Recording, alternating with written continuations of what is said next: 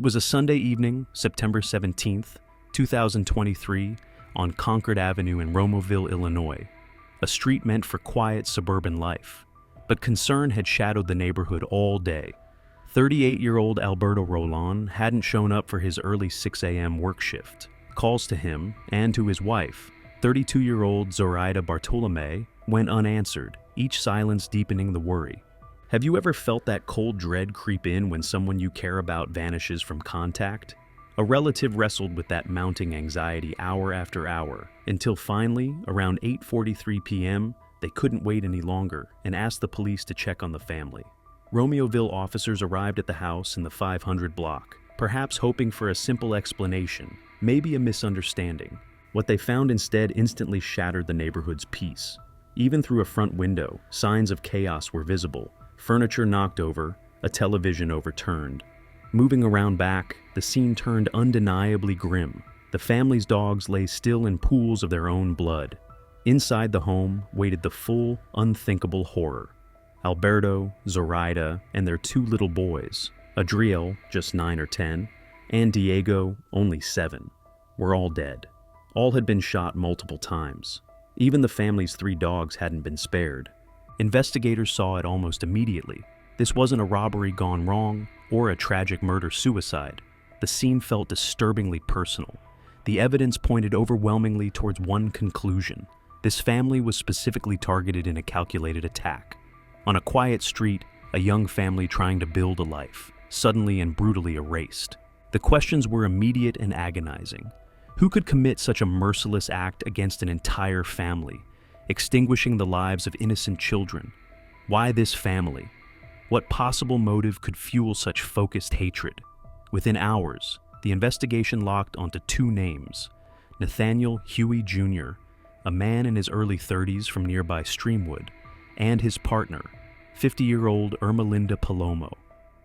Unraveling their connection to the Rolon-Bartolomei family would become central to understanding the horror found on Concord Avenue.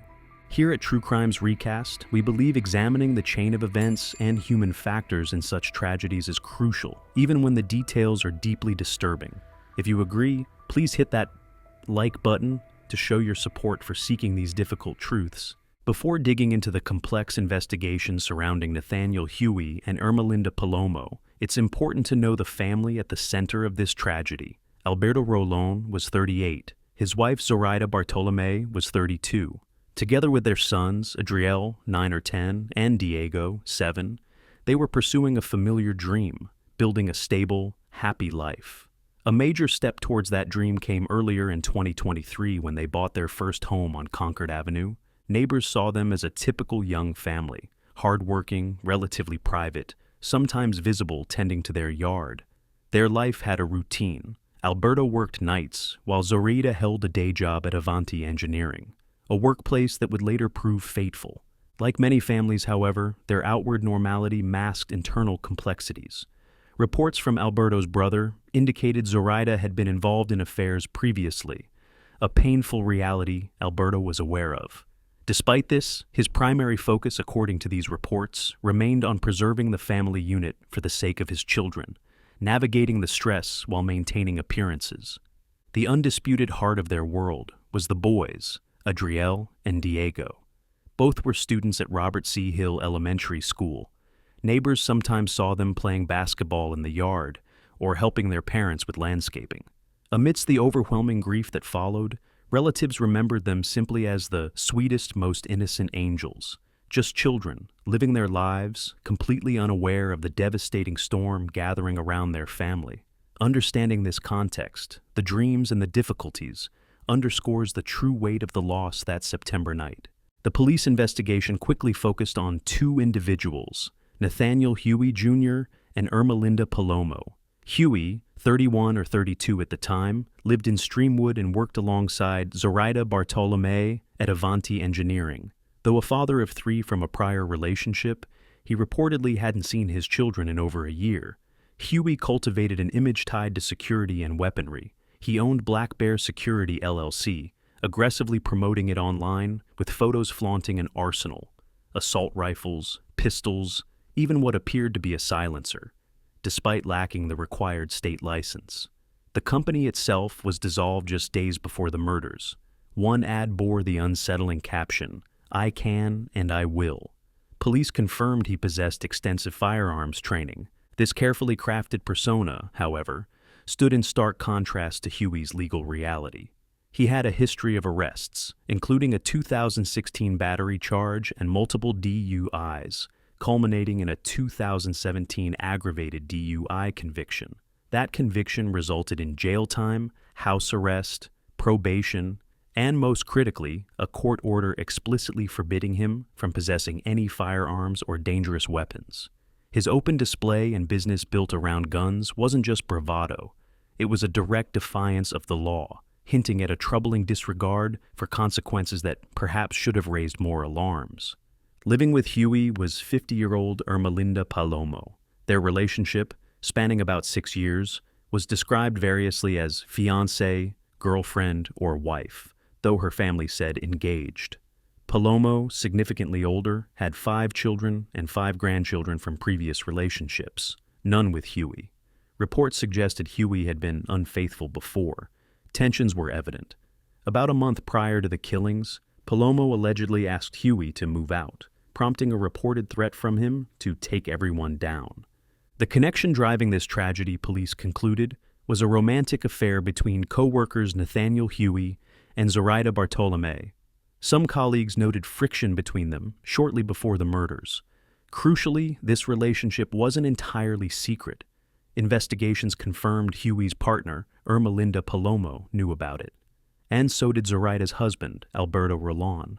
This shared awareness among the 4 central figures created a dangerously volatile dynamic, fertile ground for the jealousy and deception that would soon erupt into unimaginable violence. Ermelinda Palomo's awareness of the affair between Nathaniel Huey and Zoraida Bartolomei didn't spark an immediate confrontation. Instead, investigators uncovered a response far more insidious, a meticulously crafted deception targeting Huey, initiated almost 2 full years before the murders, around December 2021. This wasn't an act of impulse, it was a long game. Palomo constructed an entire fictional world online.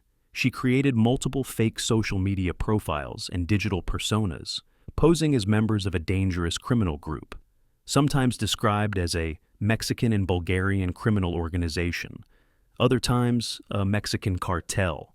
This fabricated syndicate had its own hierarchy of imagined bosses, hitmen, and hackers.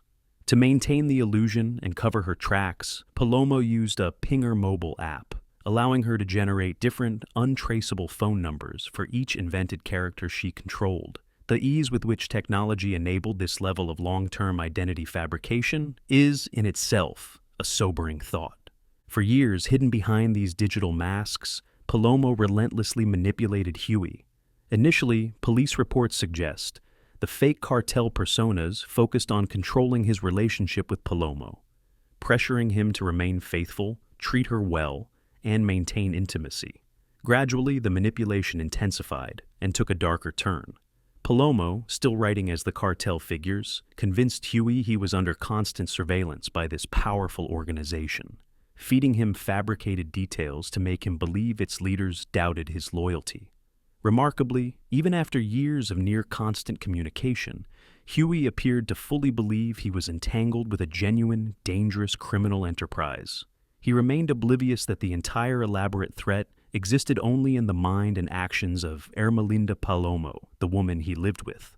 Palomo wielded her fake personas against the victims too. She sent threatening messages directly to Zoraida and Alberto, revealing details of the affair. More alarmingly, these messages contained explicit threats against their children if Zoraida didn't terminate the relationship with Huey immediately. One text to Alberto, sent less than 2 weeks before the killings, read, "This stupid girl will be the reason you have no children." Despite the severity, the Rolon-Bartolomei family never reported these threats to the authorities. Zoraida did confide in a coworker about the messages her husband received, but that crucial step of alerting law enforcement never happened, closing a potential door for intervention. The intricate deception reached its lethal climax on September 14th, 2023, just 2 days before the murders. Palomo, now operating as an invented hitman persona called Turtle, sent Huey a message claiming a mole within the fictitious cartel was plotting to attack him. This initial vague warning reportedly left Huey feeling intensely paranoid. Shortly after, a follow-up message from Turtle delivered the fatal payload. Zoraida Bartolomei was identified as the dangerous mole who had to be eliminated for Huey's own safety. The depth and duration of Palomo's actions point towards an astonishing level of calculation, fueled by extreme jealousy and possessiveness. The evolution from using the fake narrative to enforce fidelity to directing a familicide represents a terrifying psychological escalation. By framing the murder as a necessary act of self-preservation against a fabricated internal threat, Palomo expertly manipulated Huey's paranoia, perhaps leveraging his own self-perception tied to firearms and security. With Zoraida now painted by the fictional cartel as a deadly mole, the plot shifted rapidly into active preparation for murder. Nathaniel Huey Jr. began arranging the logistics, unknowingly taking direction from Ermelinda Palomo herself, still hidden behind her invented online personalities. Huey first called in sick to his job at Avanti Engineering. Then, guided by instructions from the fake cartel personas, the planning grew specific. Police reports detail careful research into the Rolon-Bartolomei family's neighborhood. Locations of security cameras were identified, likely to map out potential blind spots. Entry and exit routes for the Concord Avenue house were planned. They even confirmed the vacancy of the property directly behind the victim's home, perhaps viewed as potential cover or an escape path. The discussions included precise details about the expected occupants, Zoraida, Alberto, their 2 children, and even the number and types of family dogs. Throughout this phase, Palomo, via her fake persona, provided explicit instructions on how the killings should occur. Huey was reportedly directed, drop dogs as they present, move through locate, and hit the 2 adults first, then 2 kids. She also instructed him to stage the scene afterward, to make it resemble a burglary by youths, likely to mislead investigators. To bolster Huey's resolve, Palomo allegedly offered the cold reassurance that many murders go unsolved. But Palomo's involvement extended far beyond remote instruction. Police uncovered definitive evidence of her direct, physical role. Digital tracking data from Huey's GMC Envoy mapped its journey from their Streamwood home to the 500 block of Concord Avenue and back during the precise time frame of the murders. This data established that Palomo drove Huey to the scene, waited in the vehicle while he committed the killings inside, and then served as the getaway driver. Additional evidence reportedly showing Huey using the passenger side door further confirmed Palomo was behind the wheel, an active participant in the horrifying events about to unfold. In the pre-dawn darkness of Saturday, September 16th, 2023, the meticulously planned attack on the Rolon-Bartolomei family began. Ermelinda Palomo drove Nathaniel Huey Jr. to the Concord Avenue home, arriving around 3:17 a.m. Huey entered the house approximately 20 minutes later and remained inside for about 40 minutes. To create the illusion of a break-in, investigators found 2 window screens had been cut. He gained entry through either an unlocked kitchen door or possibly the back door. Inside, Alberto Rolon, awake due to his night shift schedule, heard the disturbance and went to investigate. Reports state Huey opened fire almost immediately, wounding Alberto. As Alberto desperately tried to retreat towards the bedrooms where his wife and children slept, Huey pursued him down the hallway, shooting him multiple times more. One account details 5 additional shots, killing him. Huey then moved towards the bedroom Zoraida shared with the boys.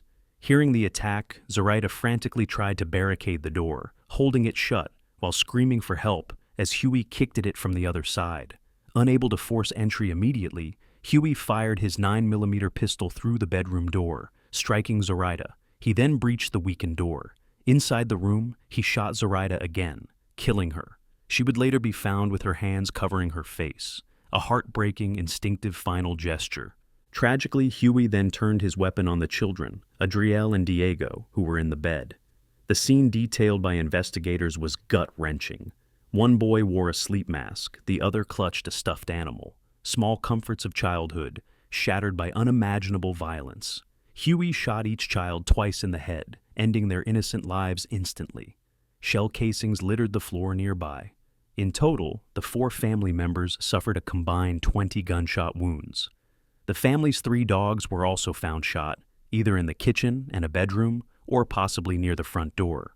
Following Palomo's earlier instructions, Huey then attempted to stage the scene to mimic a burglary. Furniture was knocked over. He tried spray painting graffiti, managing only the letter F before the can apparently malfunctioned and he abandoned the effort. His deadly work inside complete, Huey left the house and rejoined Palomo, waiting in the idling GMC Envoy. Communications recovered later revealed Huey expressing worry to Palomo, as her persona, that he'd forgotten to take the victim's cell phones from the scene. The carefully staged scene didn't delay discovery for long. After Huey and Palomo fled Concord Avenue, the home remained tragically silent until Sunday evening, September 17th, when the worried relatives' call prompted the police welfare check. The horror brought to light by that check launched an immediate intensive investigation. Romeoville police detectives swarmed the residence, meticulously processing the scene and gathering what was described as a tremendous amount of physical evidence. It was quickly apparent this was no random act of violence. The evidence strongly indicated a targeted killing. Within hours, investigators zeroed in on Nathaniel Huey Jr. as a person of interest, likely flagged by his co-worker relationship with Zoraida. His partner, Ermelinda Palomo, also quickly became a focus due to her connection with Huey. Police swiftly established the affair between Huey and Zoraida as the probable nexus, forming an early theory about the motive, though these initial thoughts weren't immediately made public. On Monday, September 18th, investigators located and interviewed Huey and Palomo separately. Body camera footage reportedly captured officers speaking with Palomo at their Streamwood home. Her reaction upon learning she was being questioned about a murder investigation was described as oddly stoic and yet somehow surprised. She denied any knowledge of specific phone numbers police inquired about, numbers likely generated by the Pinger app used in her deception. Both Huey and Palomo flatly denied any involvement in the killings during this initial questioning. Despite mounting suspicion, investigators lacked the concrete proof needed at that moment to make arrests, adhering to the necessary legal standard of probable cause. This critical pause, however necessary, gave the suspects breathing room. Huey, clearly aware he was under scrutiny, began exhibiting increasingly unstable behavior, described by police as irrational and erratic. He even took the brazen step of recklessly following officers involved in the investigation. Recognizing the escalating flight risk and potential danger, Romeoville police acted decisively, issuing a statewide bulletin by September 19th or 20th. This alert named Huey as the prime suspect, highlighted his firearms training, warned of his erratic behavior, and circulated details of his GMC Envoy, including the license plate. Time was running out to apprehend them. The statewide alert confirmed Nathaniel Huey Jr. and Ermelinda Palomo were targets of a major homicide investigation. Having already been questioned, they didn't wait for police to build a stronger case. Around September 19th or 20th, they fled Illinois. Their escape coincided with a baffling development back in Streamwood. On Tuesday evening, September 19th, Ermelinda Palomo's own family reported her missing and endangered. They told police she'd contacted them earlier that day, sounding upset, expressing love, and asking them to care for her grandchildren before vanishing. Her phone and tracker subsequently switched off. This created an initial conflicting narrative suggesting Palomo might be a victim herself, a perception completely at odds with the mountain of evidence police were uncovering about her role as the plot's architect. The dramatic irony of her family fearing for her safety while she was actively fleeing her crimes is stark. The fugitive's journey ended abruptly and violently, hundreds of miles south in Oklahoma, on Wednesday, September 20th. A digital license plate reader in Catoosa flagged Huey's GMC Envoy from the Illinois Bulletin. Local police found the vehicle empty, then spotted Huey and Palomo entering a nearby Walmart. Police body cam footage captured a surreal scene inside. The couple appeared relaxed, holding hands, laughing, casually purchasing items like a burner phone and hair dye. Supplies for life on the run. This chillingly calm demeanor, just days after the slaughter in Romeoville, defied comprehension. As they exited the store smiling, Catoosa police were waiting. Seeing the officers, Huey and Palomo scrambled into their SUV. When police initiated a traffic stop, Huey floored it, igniting a high-speed chase. The desperate bid for freedom was short-lived. Huey lost control, crashing the SUV violently into a concrete barrier on Interstate 44. The vehicle instantly burst into flames. As officers cautiously approached the inferno, they heard two distinct pops from within, believed to be gunshots. Inside the wreckage, Nathaniel Huey Jr. was found dead in the driver's seat from a self-inflicted gunshot wound. Ermelinda Palomo, slumped in the passenger seat, was alive but critically injured by a gunshot, reportedly to the head. The prevailing belief among investigators is that Huey shot Palomo before turning the gun on himself in a final murderous act. Palomo was pulled from the burning vehicle and rushed to a hospital, but succumbed to her injuries soon after. The deadly path that started with deception in Illinois met its fiery end on an Oklahoma highway. The violent conclusion on Interstate 44 ended the manhunt, but marked the beginning of a long and painful aftermath, leaving behind shattered families and troubling questions. For the relatives of Alberto, Zoraida, Adriel, and Diego, the grief was absolute. An entire family, including two small children, gone in an instant. Simultaneously, Ermelinda Palomo's family faced a different kind of devastation, mourning her death while confronting the shocking police revelations about her calculated role in planning the massacre.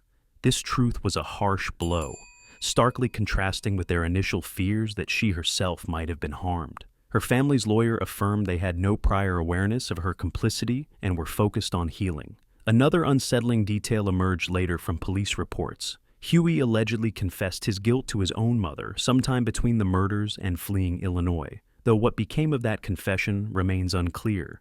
Legally, the case reached a grim resolution. With both perpetrators deceased, the Romeoville Police Department considered the investigation essentially closed, pending final forensic results, confirming no evidence suggested anyone else was involved. Police Chief Brant Hromadka acknowledged the profound impact, stating such senseless violence leaves scars on surviving family and investigators alike. Yet, significant questions persist. While extreme jealousy clearly motivated Palomo, the psychological leap from controlling manipulation over nearly 2 years to directing such a brutal familicide remains hard to fully grasp. What factors fueled such a terrifying escalation? Furthermore, the case highlights potential points where intervention might have been possible. The chilling threats against the Rolon-Bartolomei family went unreported. A coworker knew, but didn't alert authorities. And critically, how could Nathaniel Huey Jr., a man with a documented history of violence and DUIs, subject to a court order prohibiting firearm possession, so openly flaunt weapons and operate an unlicensed gun-centric business? It points to a tragic convergence. Disturbed individuals exploiting digital deception, alongside potential gaps in the systems designed to monitor prohibited persons and prevent access to deadly weapons. The horrific events in Romeoville stand as a devastating testament to how secrets, jealousy, and calculated manipulation can spiral into unimaginable tragedy, leaving behind profound loss and deeply unsettling questions about human behavior and the systems meant to protect us. Here at True Crimes Recast, we believe examining these difficult cases beyond the shocking headlines is vital for gaining perspective. This story is a powerful, albeit tragic reminder of the destructive force of obsessive jealousy and the frightening ease with which digital tools can be weaponized for long-term psychological abuse and deception. It starkly underscores the potential for relationship conflicts to escalate to horrific violence, with innocent children often paying the ultimate price. Recognizing warning signs, whether direct threats that go unreported or blatant disregard for legal restrictions like firearm prohibitions, becomes critically important. This case forces us to consider the potential consequences when such signs are missed, ignored, or when systems fail to prevent access to weapons for those legally barred from possessing them. Understanding these dynamics isn't just about looking back. It's about recognizing potential dangers in the present. While the perpetrators met their end hundreds of miles away, the sorrow and the questions echo long after the flames on that Oklahoma highway died down. The loss suffered by the Rolon-Bartolomei family is immeasurable. If gaining deeper understanding from complex true crime stories is important to you, please subscribe to True Crimes Recast for more in-depth analyses. Thank you for joining us on this case.